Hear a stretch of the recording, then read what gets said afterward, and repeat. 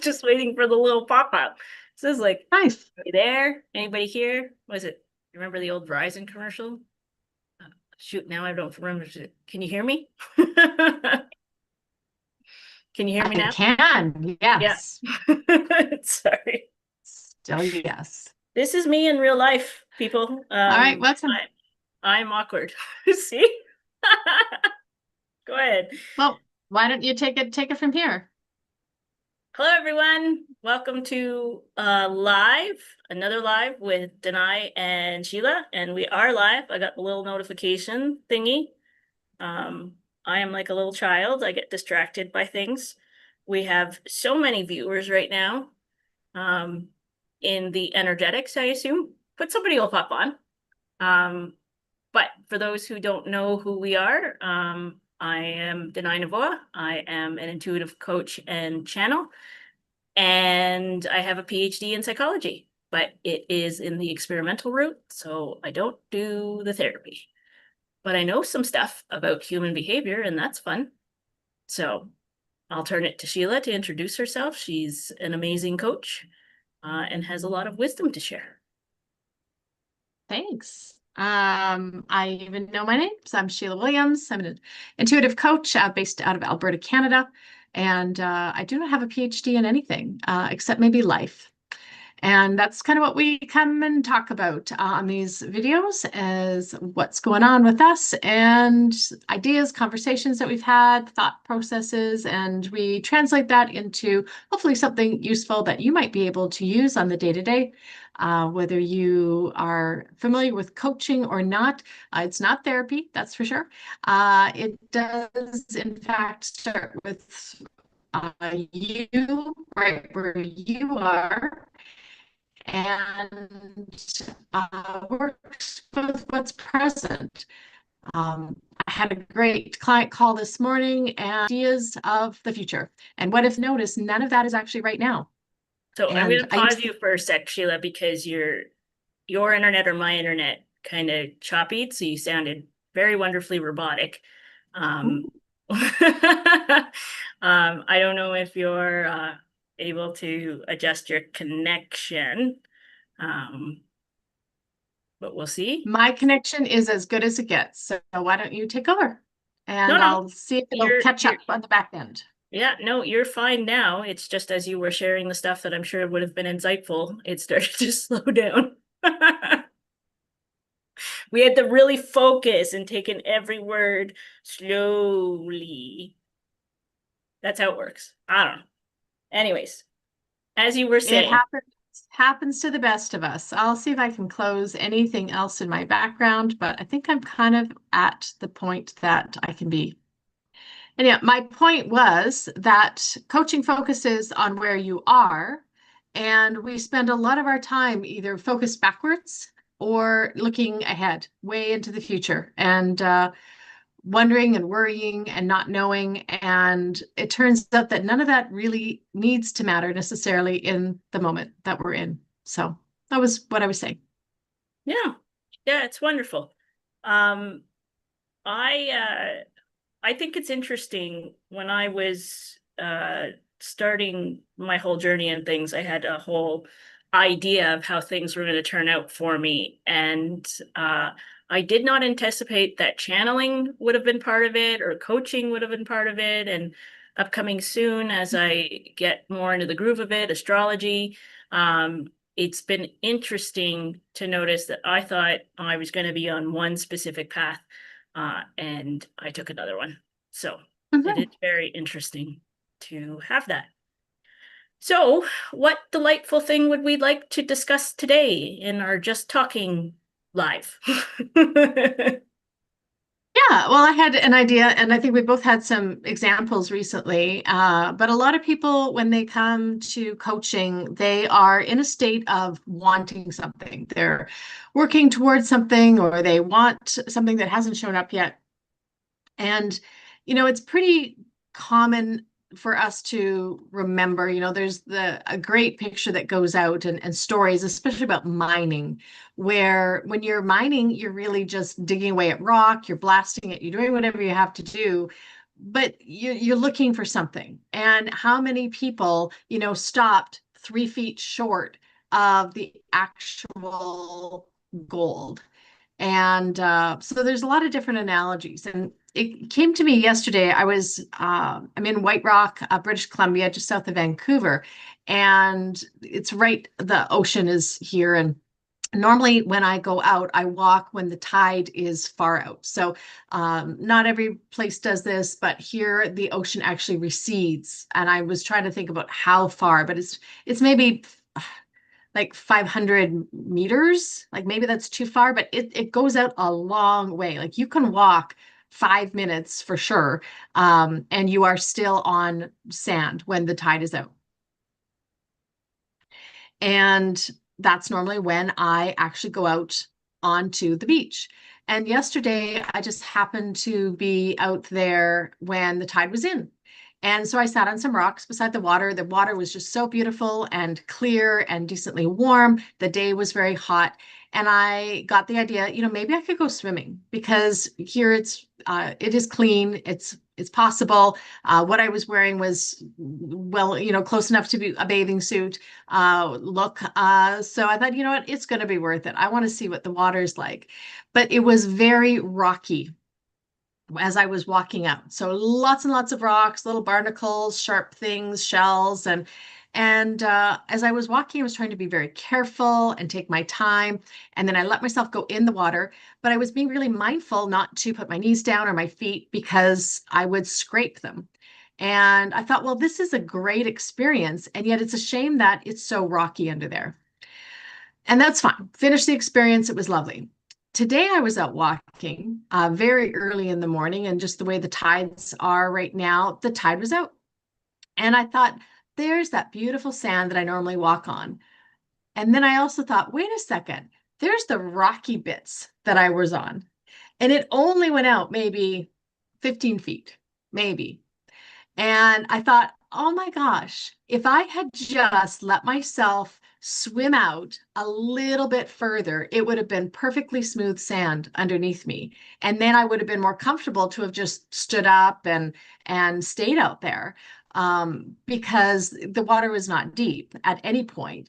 And so I thought, isn't that fascinating that even though logically, I knew that the sand was flat and smooth because that's where I normally walk.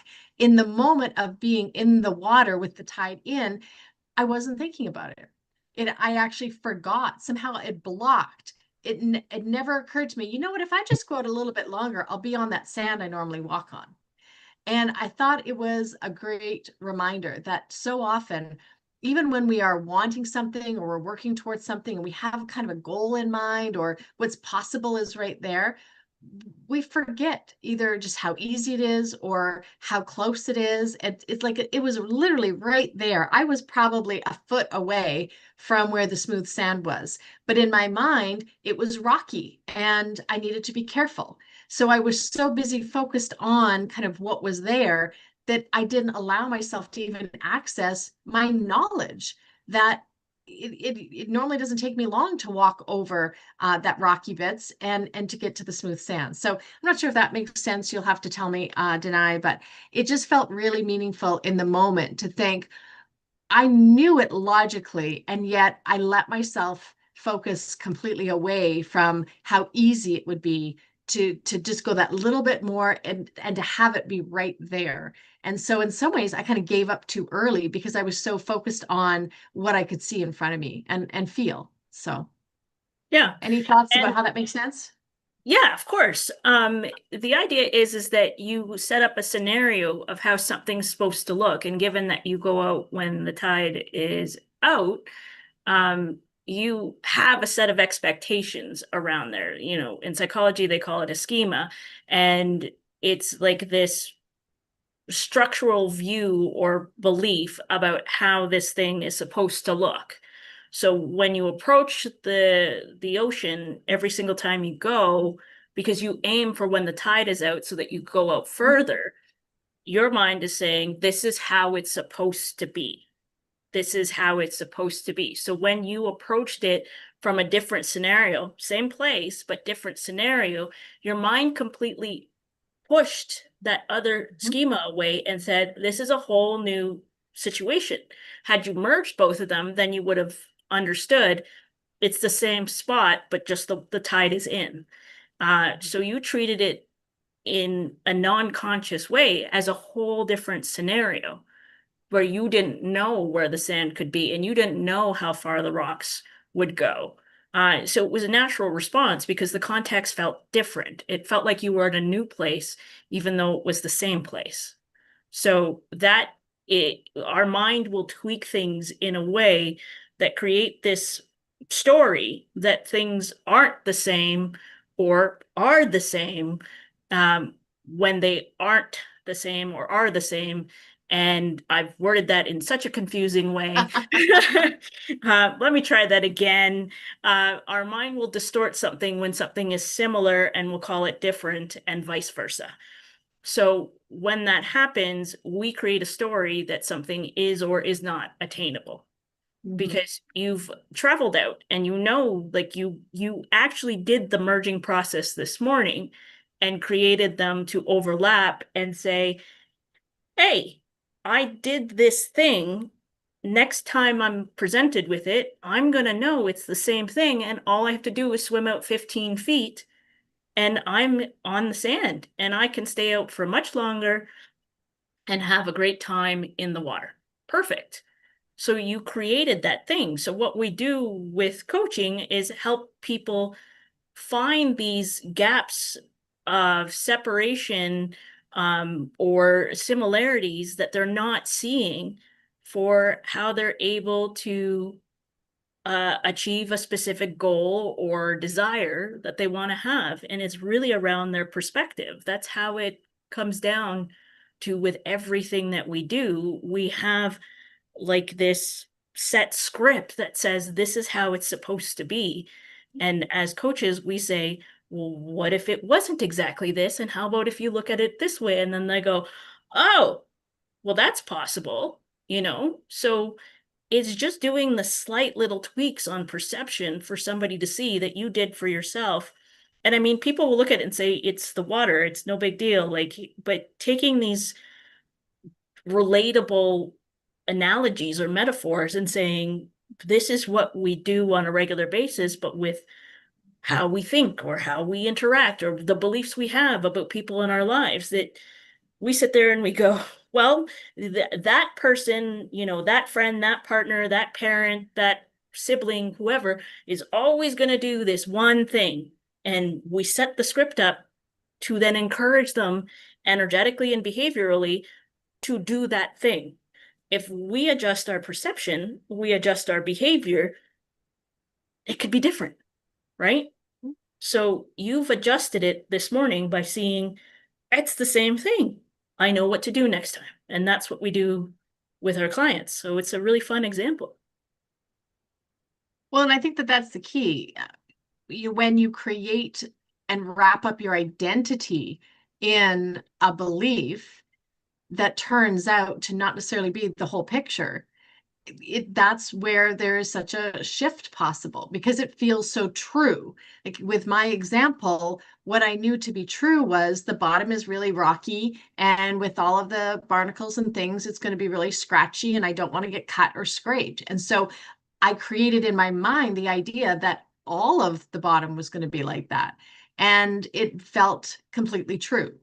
So I think it's fascinating that sometimes we wrap up, our identity with these ideas that we think are so true.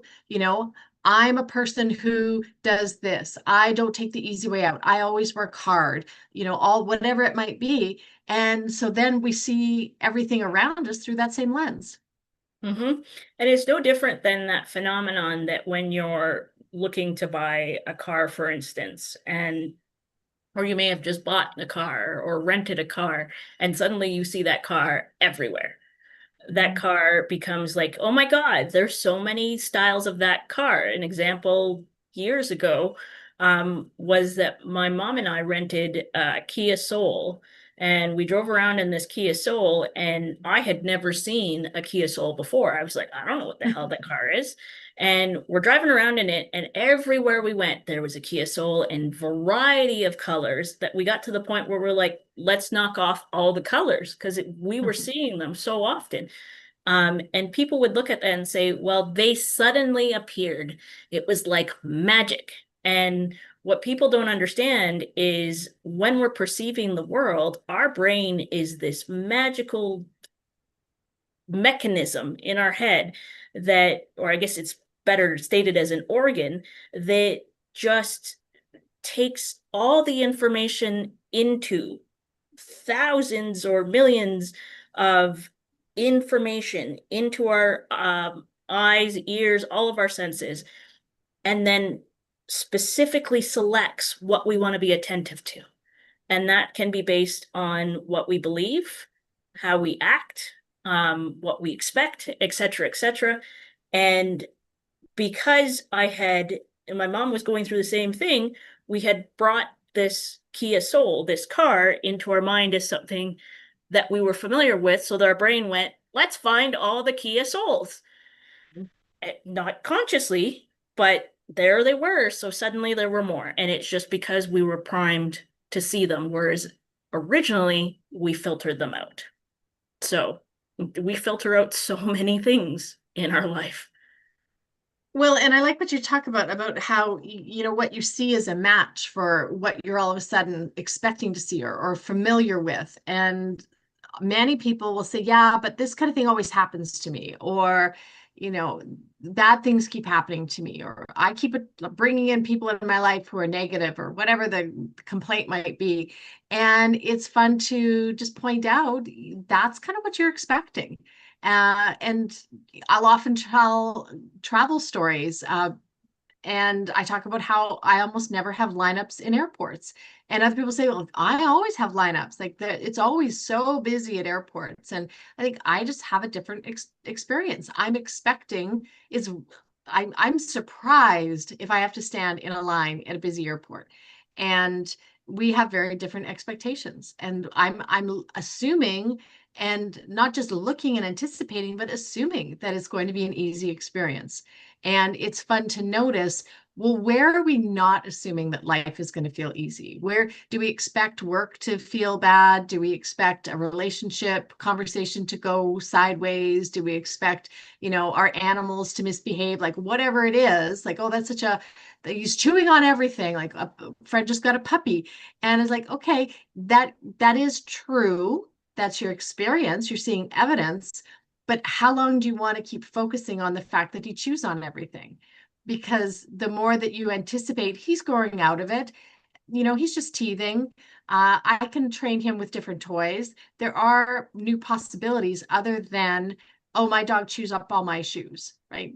It sounds kind of silly, but it really can shift your expectations. And also you can put your shoes up higher.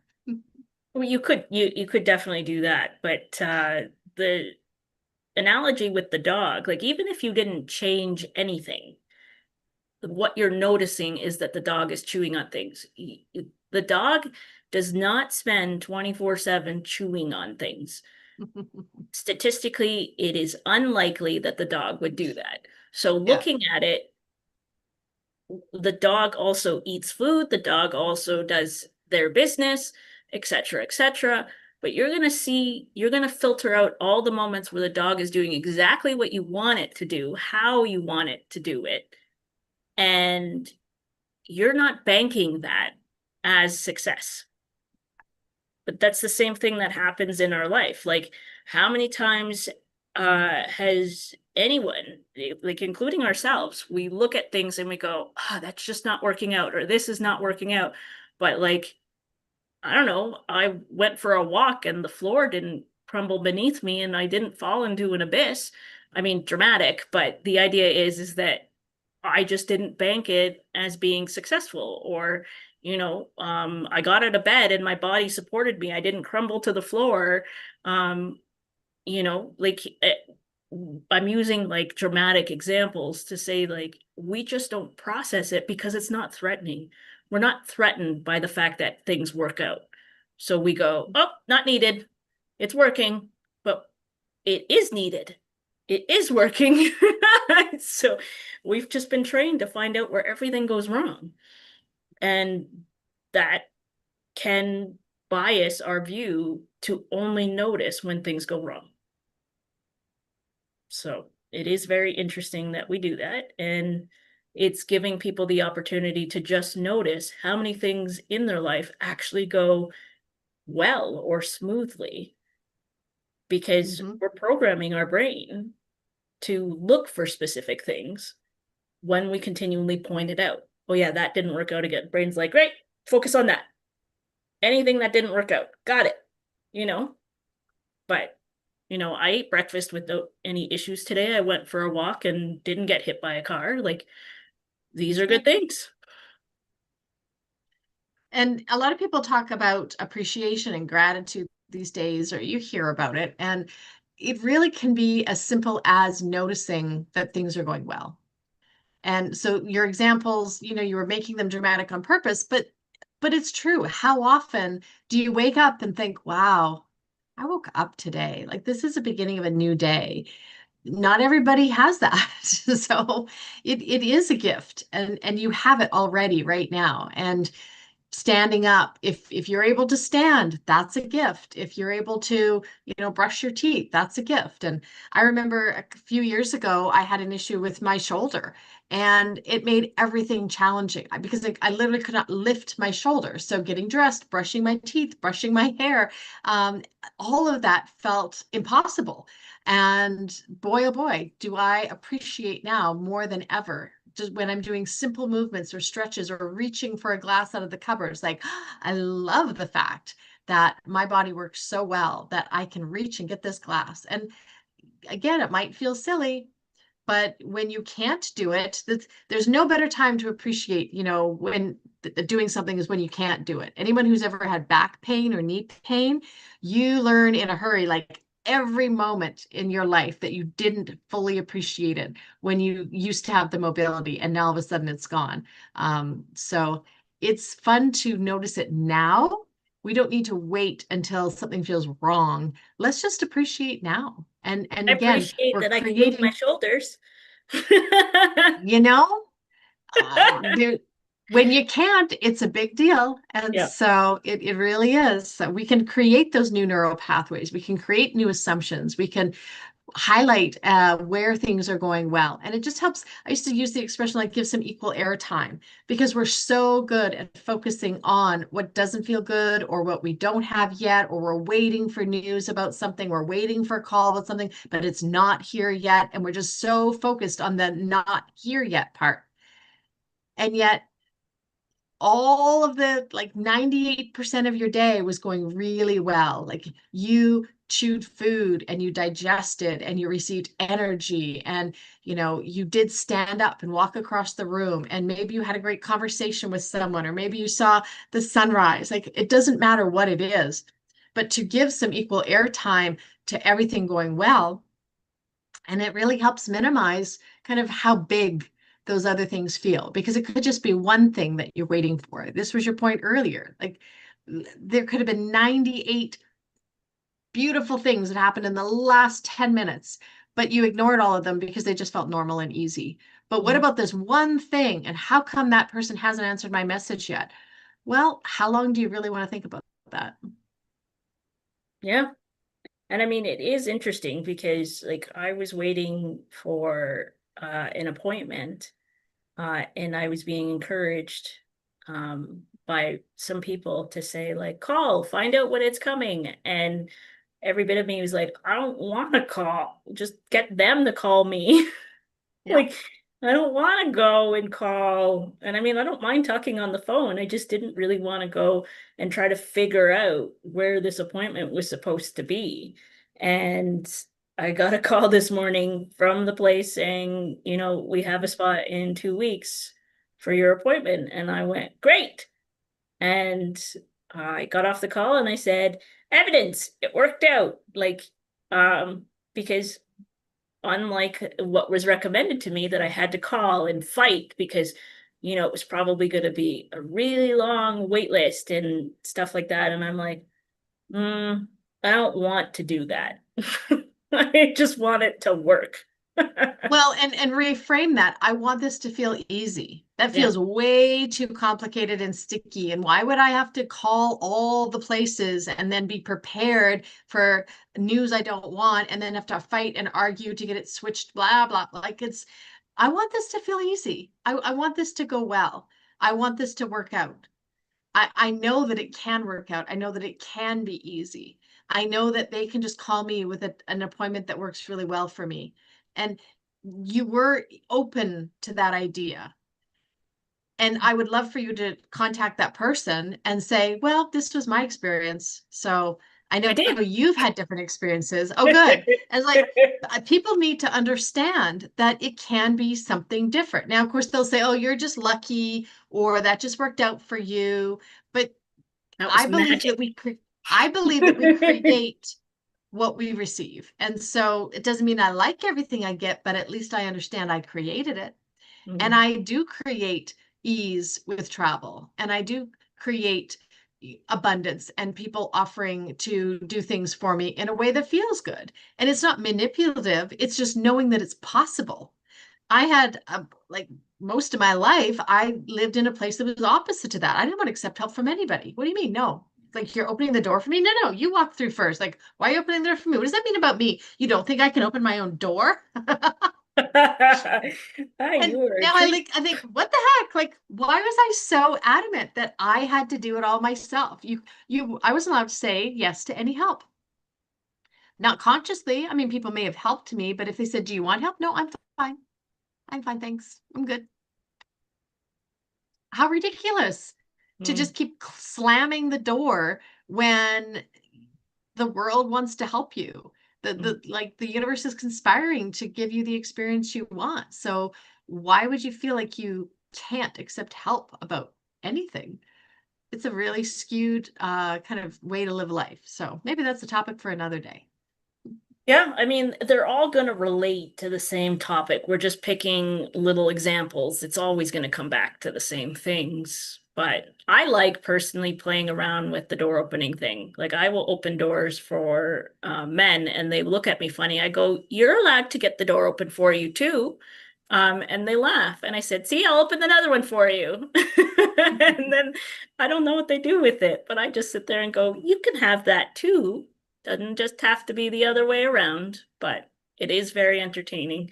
I like how you created this whole story that how offensive that they would hold the door for you because you're incapable of doing it yourself. Mhm. So that's Yeah, quite a powerful shift in perspective for something, and people don't understand. It's the small things that we will work on a lot of the small things for people to notice how they just see the world, even in the smaller pieces. And yeah, it's so beneficial to go, "Oh my God, I didn't realize I did that." yeah, So it is very uh, fascinating and entertaining to just see, something so small like a door being open can be taken in one way or another way. And it's all yeah. based on perspective. Exactly. Exact same conditions, but very different responses. So, Yeah. all right. Well, I think that feels satisfying to me. Is there anything else you want to add to our topic tonight here? Good. No, happy Wednesday. Yeah. All right. Well, thanks for tuning in. If anybody listened this long, and of course you did because you wanted to hear all the good stories, let us know if you have any topics you'd like us to talk about, or if you have a real world example of things either going the way you wanted or maybe not so much. So we're always Yeah. happy to get the feedback. So I Yeah. think we're getting all this live streaming figured out. We've got better titles now. We're connecting. We know when we're live. So who knows what will be possible now. No, and we had up to three watching on mine. So that's Yay! fun. And Anna's been watching, so Anna's commented hello and saying the conversation is awesome. So Lovely. Well, thank you, Anna, our biggest fan. yeah. We always appreciate you. All All right. right. See you next time. Bye everyone.